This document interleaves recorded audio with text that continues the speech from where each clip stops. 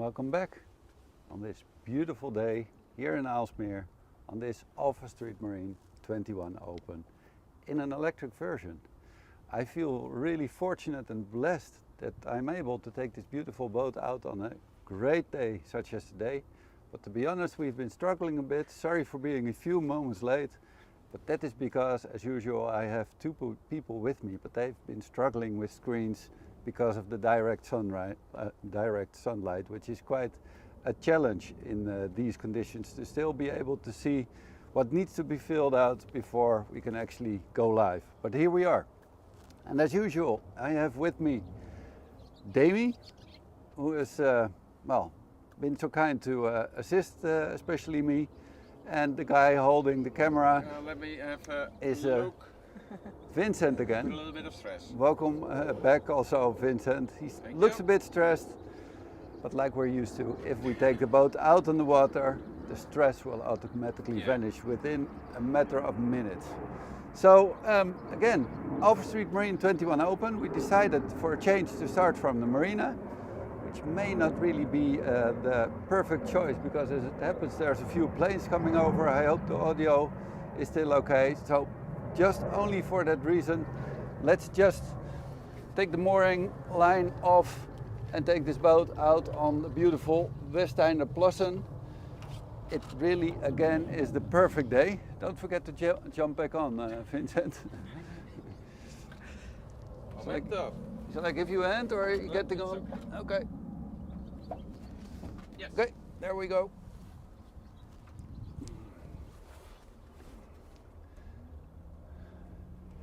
An extremely noisy engine. I already like it. And well, of course, there's reasons for me to start like this because I'm actually really proud of the company, the marina we're starting from, which was founded by my father approximately 50 years ago. We just celebrated our 50th anniversary. I have been with the company for exactly 30 years now. So we had a big celebration, but I feel really blessed that with our team we managed to build this beautiful marina with 500 moorings. And it also is an ideal marina as a starting point for many boating adventures. We're right in the center of the Netherlands in a beautiful area called the Hollandse Plassen, existing of the Westeiner Plas, which is the lake that we're heading off to now. But there's two other lakes connected really close by, Brasem and Kaag, but also cities like Amsterdam is only 1.5 hours away. A really nice city called Leiden is only, I think, maybe 2 hours away from here. So again, we're really ideally situated in this great boating area. We only have a force 2 or so. There's a little more wind coming gradually, but still, I think ideal conditions. This is also worth mentioning, I suppose. These are called aqua livings, and they are used for rental. There's a lot of people using these, especially in the summertime, but also early spring or late in fall. That can also be really nice. They're houseboats with really good accommodation. They all sleep 4, some of them sleep 5. Some even have air conditioning and a dishwasher. A huge terrace on the roof overlooking the lake and all the green areas around us. So again, a beautiful way of spending a long weekend or a holiday. But of course, we're taking out this Alfastreet Marine 21 Open. That actually is the main reason for asking people to join us on this live stream. I have to say, by the way, sorry for wearing my sunglasses, but I have a certain something with my eyes, so I really need them. Sorry about that, it's a bit unpersonal, but I hope you can forgive me. What I won't be forgiven for is that I wouldn't take off the fenders. So let me do that in the meantime while I still continue talking. This is something that I also think is really important because I really don't like the looks of a otherwise great boat with really great looks and driving a boat with these ugly fenders out. And I'm sure our harbor master will, well, maybe even punish me for not taking them off, so let me do so as we speak. So there's other people on the lake, always less than I usually think could or even should be on the lake, because again, it's a beautiful day. If you have a boat on a beautiful day such as today, if you have time and if you're not on the water, there must be something wrong. I always say there's around 5,000 plus boats only on this lake in all the marinas that you have here in this area. But if I look around me, I maybe count 30 boats or so.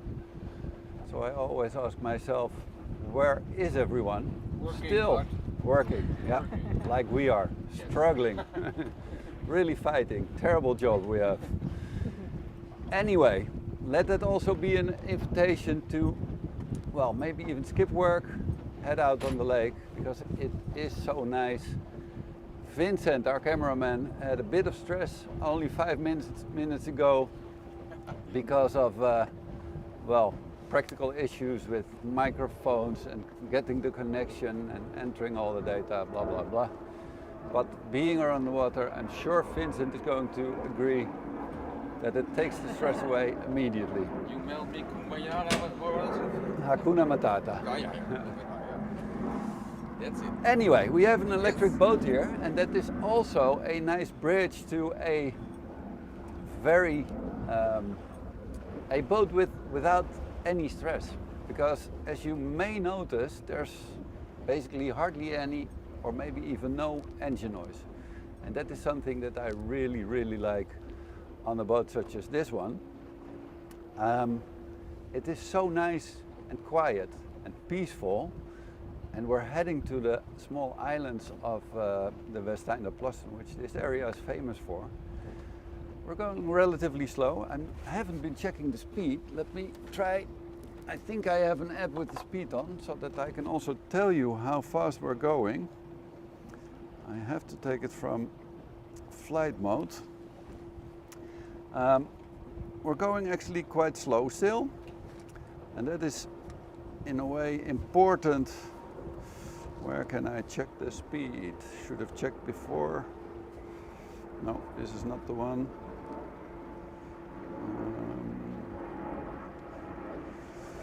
Trying to find my. I think I have it here. Because I really want to be open and honest about the speed we're doing. Again, we're going quite slow, and then the consumption of electricity is really low. And also with boats such as this one, but that counts for, what do I need to do here? All right, oh, here we go, continue. 4 miles per hour. 6 kilometers? Can I change this to kilometers perhaps? Kilometers, 6 kilometers an hour. There we go. Which is a nice speed in a city. 7, 6, yes. In a city. Would you want me to put it here? No, that doesn't fit. I'll put it right here, Vincent, if Yes. you need it. Which is a nice speed in small canals or in between the islands, but of course you want to go quicker. But I'm also doing this because, of course, there will be people asking what about range and consumption, blah, blah, blah. The slower you go, the longer the range is, which is the same, that also applies to boats with diesel engines or petrol outboards, etc. But it is more important on an electric boat because it dramatically increases or decreases the range. While saying this, I really shouldn't get you to start worrying, because the range, in my experience, what I've been driving and using this boat so far, the range is actually really good. And this has more or less the standard battery capacity, which can be extended. So if in practice you find that it is limited, you could still invest in more batteries and extend the range. It's actually while also a doing question that Mitchell asks. What can you tell us about the range of the boat? Okay, we already have a question. Thank you. Welcome. What can I tell you? Well, basically, I shouldn't be telling you. I'm looking at the display. Maybe Vincent can try to capture this display on the video. I'm looking at the display where you have all kinds of data. There's certain things which are important. I know that there's 4 260 amp hour batteries, so roughly around 1000 amps of batteries in this boat. And this is the current consumption, so close to 20 amps. So a simple division would give you around, what is it, 50 hours or so? I don't know.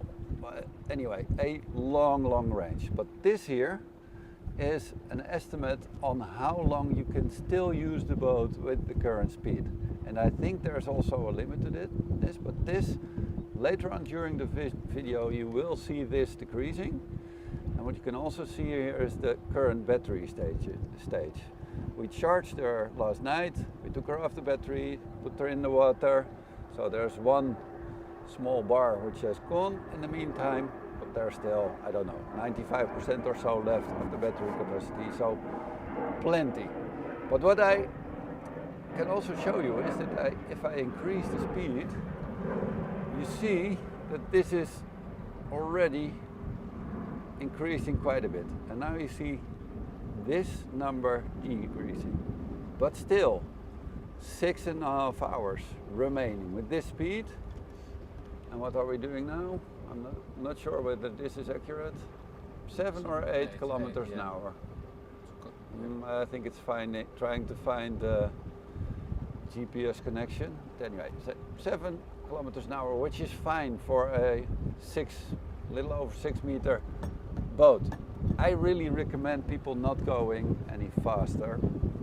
You can go faster, but it will decrease the battery capacity and the range, the remaining range.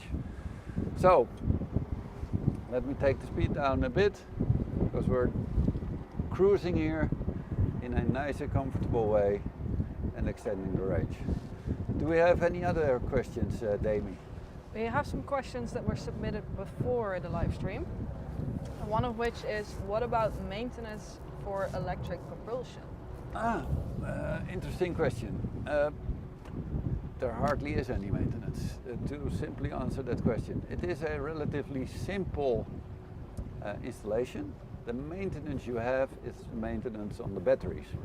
And the most important with batteries is that you don't drain them completely, especially if you don't charge them relatively quick. Batteries really get damaged when you both drain them completely and decide to leave them like that. So that is basically the most important thing you do, so maintain the batteries. And there's different opinions about the maintenance of batteries, but keep them charged up to a certain level, and especially in the winter time, they need to be taken care of. Ideally, you should store them in temperatures above 0, preferably above 15 or so, and charge them every now and then. They don't need to be charged up to 100% all the time. I've been told that that is not even ideal, but as long as you keep them over, I would say 60%, that is perfect. And the engine itself, in this boat, there's a Pictronic 6.5 kilowatts. That doesn't really say much, by the way, but that hardly needs any maintenance. It may need some cleaning. Of course, the most important unit is below the water, so you do need mechanics to check it every now and then, that there's no water coming in. But it's more checking than actually maintaining it, like with the diesel engine, where you need to replace the fuel filter, the oil filter, the air filter, the anode in the engine, replace the impeller, adjust valves, etc., etc. So this is really ideal. Which brings me to the point that, of course, this is not a really cheap boat. My experience is that electric boats are more expensive than non-electric boats. But there's hardly any maintenance. So on the long term, it's also very cost efficient. I hope that answers your question. And considering Alfastreet Marine is quite a new brand in campers, maybe you can tell a little bit more about the brand itself. About Alfastreet Marine as a brand. You're right. It is relatively new. We started last year. I've been following Alfastreet Marine for a couple of years, but only, I think it was last year around September, October, November or so, that the opportunity came up for us to become a dealer, which we immediately did because I've been liking the boats from the start, because what I see is passion, dedication, experience. There's a lot of things I can say about this boat, why I think it's really top-notch, high quality. We've done other videos where I go into detail, but just to point out one thing, these cleats on other boats, I see that they're simple aluminium or even plastic cleats bolted on to the fiberglass. Here there's solid stainless steel cleats, but not only that, with a chafe plate. And this, not everybody will recognize it, but this just means that this will last a long time without damaging the fiberglass. Because if this wouldn't be there and the lines would be chafing here for 20 plus years, the fiberglass would get damaged. And this is something with which I recognize the experience of a boat builder. Just to mention one detail, but there are hundreds of these. But please check our other videos which are on YouTube under our Alfastreet Marine playlist. I've done a few last year during boat show in Berlin on I think the 28th, sorry, 23, and also this 21. But there are more. In the meantime, my phone is talking to me. Let's just press a button so that it stops. But that about the brand Alfastreet Marine, with which again we're extremely pleased, and is a nice addition to our range, because we have, as some of you may know, Oxopar, Boston Whaler and Sea Ray. Really fantastic boats, but all planing boats. Alfastreet Marine offers nearly all models in different versions with inboard engines, either diesel or gasoline, but also electric. And that I particularly like, because that is a really good alternative to the planing boats we offer. And not only that, they didn't simply replace the engine with an electric engine. When you order an Alfastreet Marine with an electric propulsion, the hull shape is also different and much more suitable for electric propulsion, because then you need a displacement hull in order to get optimum efficiency from the propulsion system. So that is one of the reasons we chose Alfastreet Marine. Another question is, can all boats be equipped with electric engines? I think I more or less already answered that in the previous question, but well, there's a lot of people who think otherwise, and I see people replacing, with older boats, replacing engines with electric engines. And don't get me wrong, there's a lot of boats which are really suitable to do that. Just to give an example, there are, like, for example, I'm a bit of a sailor, so a Dufour 1800, an older boat, a nice sailing boat, around 6 meters or so, 6-7 meters. They have been equipped in the past with outboard engines. If you replace that outboard engines with, for example, a Torpedo outboard, you have an ideal combination, because with that type of boats, the engine is mainly used just to take the boat out of the mooring onto the lake or the open area. You take the sails up, you switch off the engine, and you start sailing. And for that use, I think it's ideal to use an electric engine. So yes, there's many boats where you can simply replace the engine for an electric propulsion. But for example, a Sea Ray, taking out a 6-cylinder 200 horsepower engine and replacing it for an electric is not so simple. And I personally think that it is quite a challenge. to get the boat to plane with electric propulsion because, again, coming back to speed, the consumption of electricity is going like this if you go fast. So the only real way how that works out, I personally think up to now, is by foiling, because then the resistance is reduced a lot. You need less power, thus less battery capacity, and that will actually work out. I hope it answers the question. Well, then Mitchell is asking another question. Do all marinas have charging possibilities? Yes and no. Do all marinas have charging possibilities? We do. Our marina, we've replaced all the pontoons in the last 5, 10, maximum 15 years or so, and we have really good power connections up to even 32 amps, which is a lot, but that is mainly used by really big boats where they sometimes even have things like air conditioning. For smaller boats this size, we have 10 amps, but on many places we have 16 amps, which is a lot. And with 16 amps you can easily charge a boat such as this. 10 or maybe even less, 6, sometimes 4. There are still marinas who have maybe 4 amps.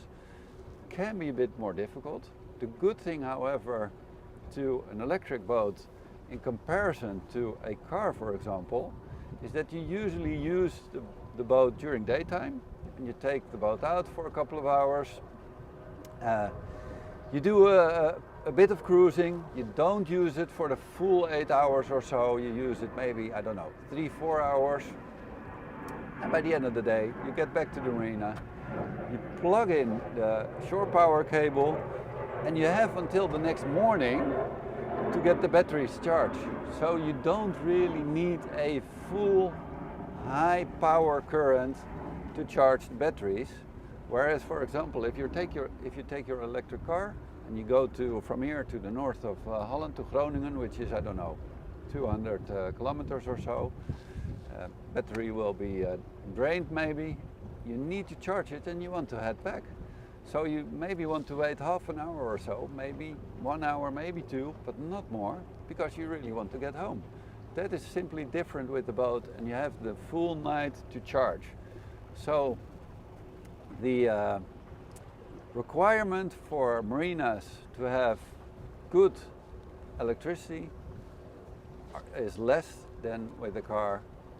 So I do think there's lots of possibilities to charge an electric boat such as this Alfastreet Marine. Nice. So then we have another pre-submitted question, and that's what should I choose for my next boat? Electric, inboard diesel, or outboard?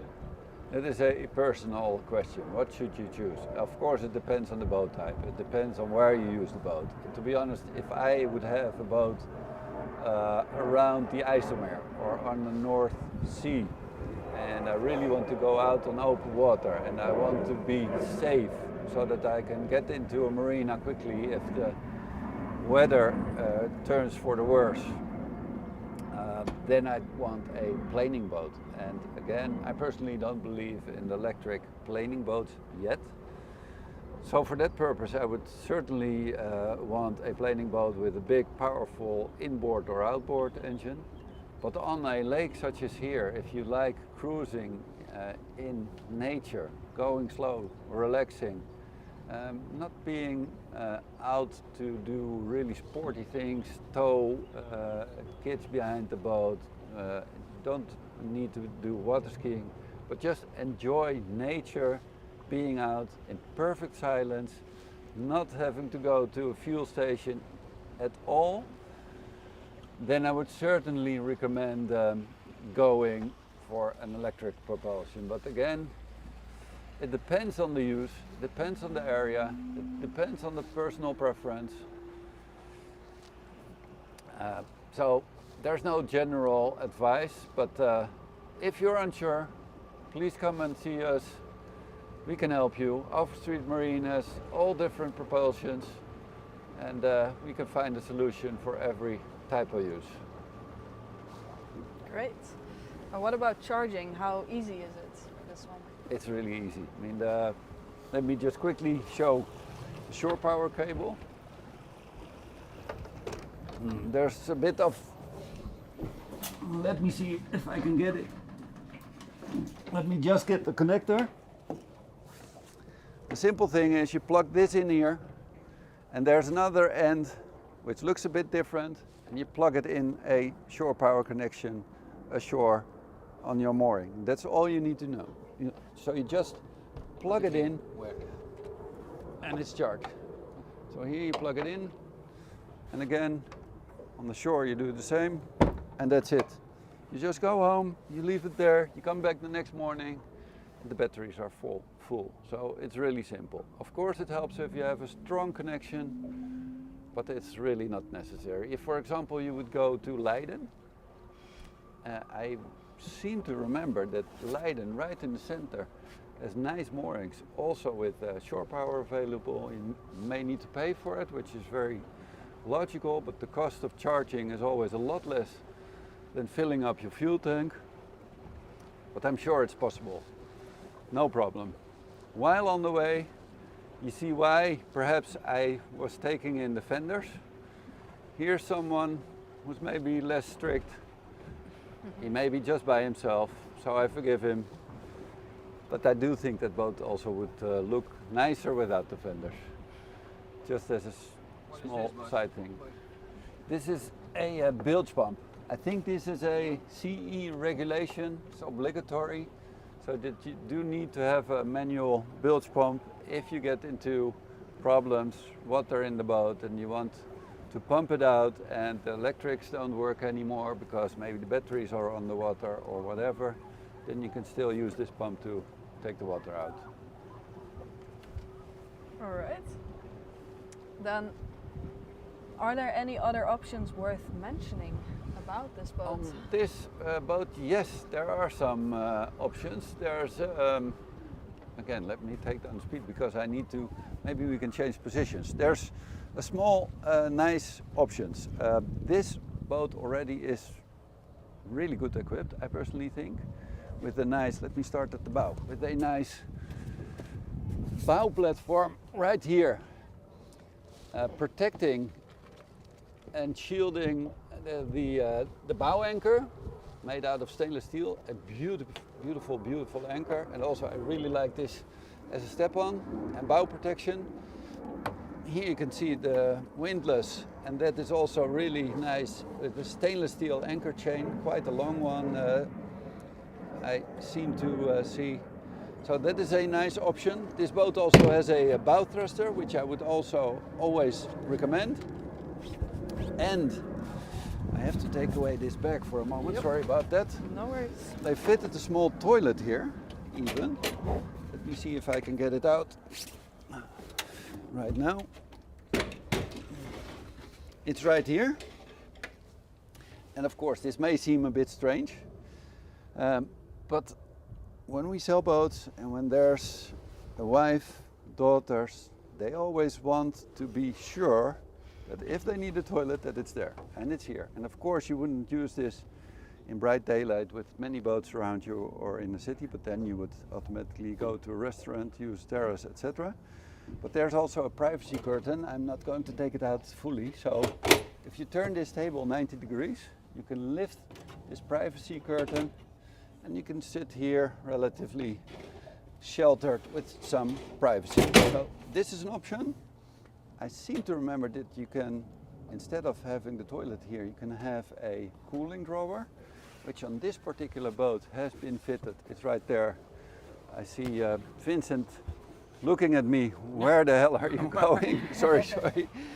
But there's a cooling drawer here. A perfect solution, I think, if you want to bring cool drinks. We, by the way, took this Yeti cooler. I'm a personal fan of Yeti.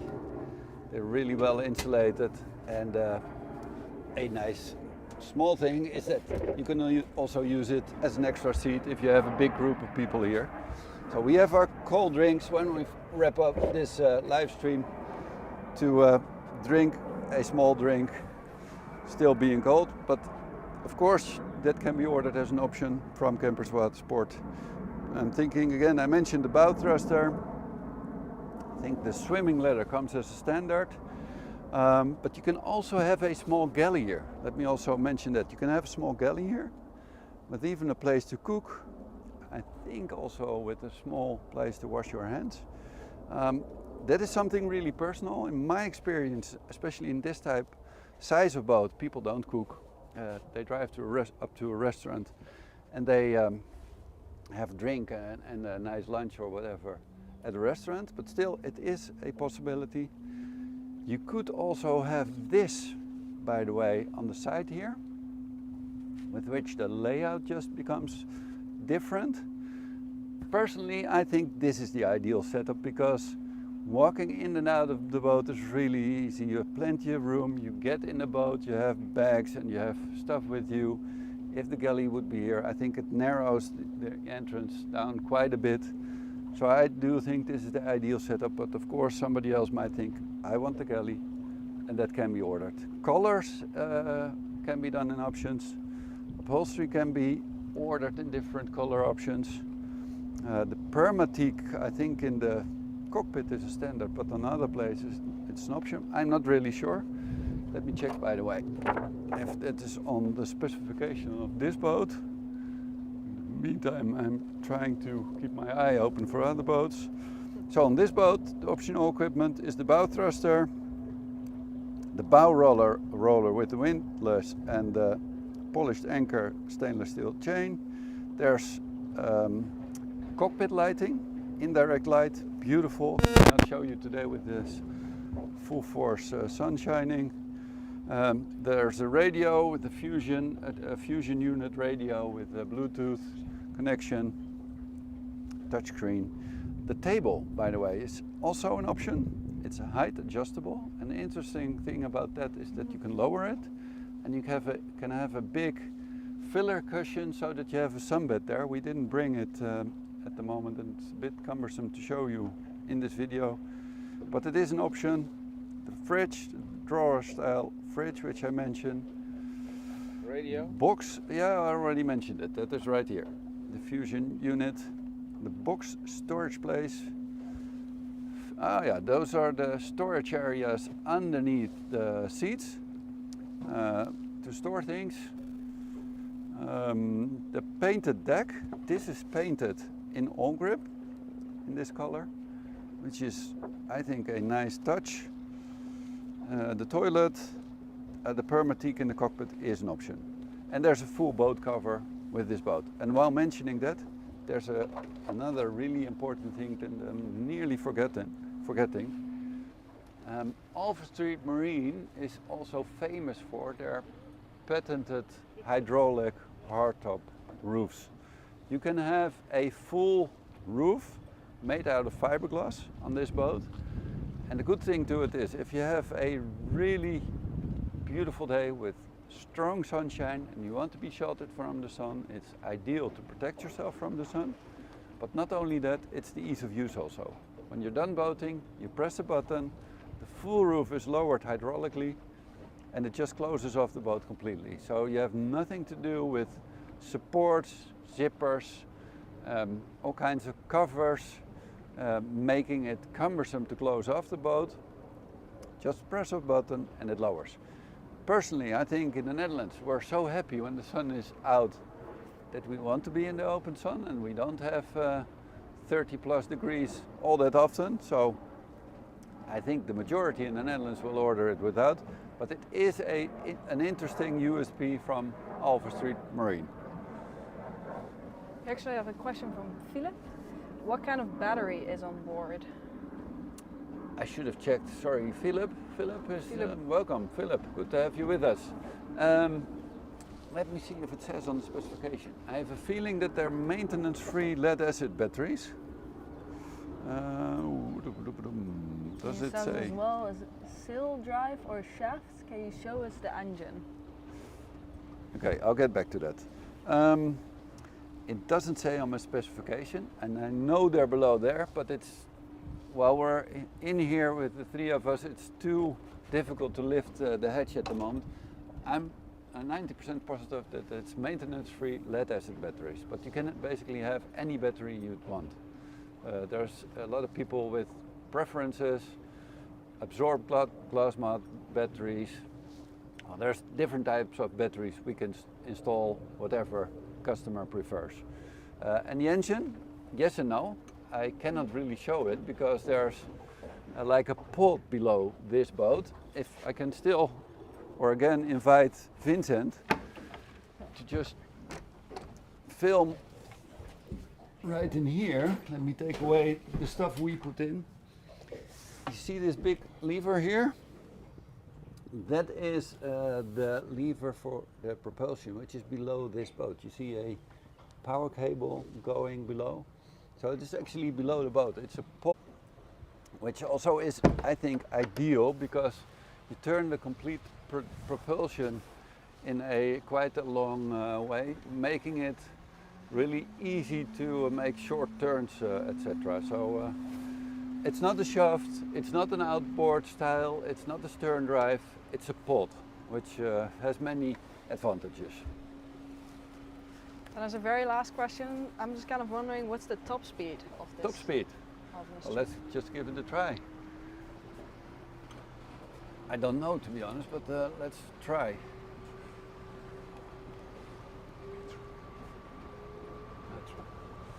Okay, well, let me quickly take up the top speed. I'm seeing 8 kilometers an hour, 9, 10, 11. Perhaps Vincent can also film. Sorry. Yeah. 11. Yes. And now the range goes down to 1 hour or so. So you see the huge impact the speed has on the range. So I'm taking the speed down immediately, but in emergency situations you may want to go fast into a marina if you get well, surprised by terrible weather. Do we have any other questions? No, not at the moment. I think Okay. we've all of them. Okay. Well, I think then for now we're going to wrap up this video. I'm trying to think if there's anything I forgot. I really don't Nice think holidays so. for everyone. Yes, of course. It is the end of July. No, it's not end. It's around, what The is it mid- today? mid- 20th. mid to end. 20th. So holiday season. Enjoy your holiday. If you don't have a boat yet, we still have many in stock, so always welcome. Hope you had a good time watching this video. If you didn't get a chance to watch this video, but if you're watching it later on, leave your questions or remarks below this video and we will certainly answer them. So for now, thank you for watching, also on behalf of Vincent and Demi. And I hope to see you in one of our next videos / live streams. See you next time.